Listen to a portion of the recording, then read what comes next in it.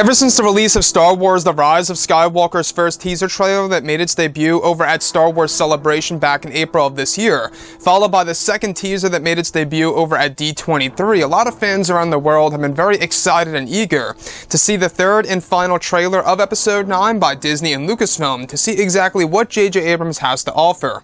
This is Mike Zero. Make sure to subscribe if you're new to the channel for future Star Wars content. Now, what's really intriguing about Episode 9 is that we do know that, of course, the marketing of Episode 9 is beginning to come into full swing here. We have a lot of merchandise pretty much rolling onto store shelves very soon, and, of course, other promotional material. We got the trailer, by the way, coming out on October 21st now. It was ultimately delayed from the 14th over to the 21st due to reshoots and other factors as well. Now, on top of all this, these past couple of weeks or so, we've been learning a whole lot more about this film, and when it all comes down to the final trailer of Episode 9, this is where things begin to get very exciting for this movie. Now, specifically, shot descriptions consisting of a sequence where it's explained that Kylo Ren is described to be standing on a stage within a First Order base, where Kylo Ren is said to have all 6 of his Knights of Ren behind him, with Darth Vader's charred armor seen as a showcase. It's explained that Kylo Ren is making a Hux-like speech, however not as intimidating but in a more sophisticated way, about his grandfather's legacy and inspiring the Sith troopers about the great Darth Vader and how we will not fail him. It's described that the scene contains a brand new Imperial March theme by John Williams that plays over the shot that is said to mimic the one heard in the previous films. The next describes a moment in which Rey is said to be swimming underwater within the very depths of the second Death Star wreckage, where it's explained that strange underwater creatures are seen floating around Rey, where Rey appears to have an oxygen tank of some kind strapped to her back to go scuba diving, essentially. As Rey is able to swim in the second Death Star wreckage, it's said that rusted TIE fighters and shuttles can be seen in the background on the ocean floor. Now, the next describes a moment in which Palpatine is said to be on a medical table/chair, where he appears to be on the verge of death, where his arm is said to be placed in a large mechanical device hooked up to a large tank. This is where it's said that the lights go dark in the room, where Kylo's crossguard is said to ignite, where Kylo delivers a line of dialogue saying, "Who are you?" This is where it's described that more Palpatine laughter can be heard in the background that eventually cuts to massive space battles between the First Order and the new Sith Empire.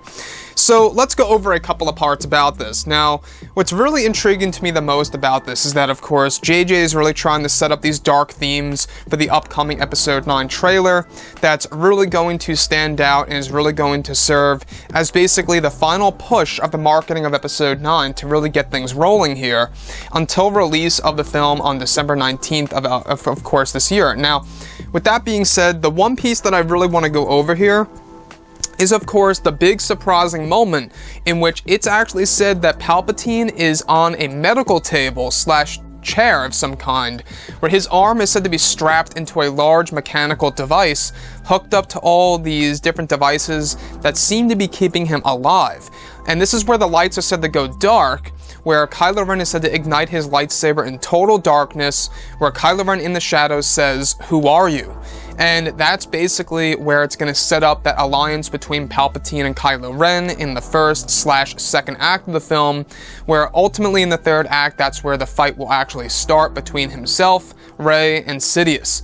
So this really does raise a lot of questions. How in the world did Palpatine survive the second Death Star explosion, right? It does make one think. If J.J. Abrams really is going down that route that he just simply survived, how would you guys agree or disagree with that? I would really love to hear what you have to say about that. You know, what your reaction would really be if Palpatine literally just survived the second Death Star explosion. It really does bring up a big question now, doesn't it? Like, where would he have really gone? He fell down the reactor, the Death Star 2 eventually explodes, where would he be, right? So maybe he got, teleported to the unknown regions for all we know, through a wormhole or something crazy like that. That's the only explanation that I can really think about here. So the other piece that I do want to go over is, of course, the depths of the Death Star 2 wreckage, where Rey is actually said to go underwater, giving a nice callback to J.J. Abrams and his original ideas for The Force Awakens, where Rey would actually scuba dive underneath the surface of an unknown world, a very water-like world, where it would actually hold the second Death Star, pretty much wreckage, just like now in The Rise of Skywalker. So you can see the similarities, you can see how JJ's really trying to stay true to his original ideas that could not fit into The Force Awakens, that's now going to be implemented into this movie, and it's all going to be demonstrated in the upcoming final trailer of Episode 9 by Disney and Lucasfilm, which is great as well. And of course, you know, Palpatine really is the glue of this movie, in my opinion. He's really the driving force for the hype for the fans to get excited for Episode 9. So anyways guys, drop a comment below, let me know what you think about all of this in the comments, and if you guys did enjoy the content for today, do make sure to drop a thumbs up on this video to support the channel. I thank you all so very much for the kind support, and I'll catch you guys next time.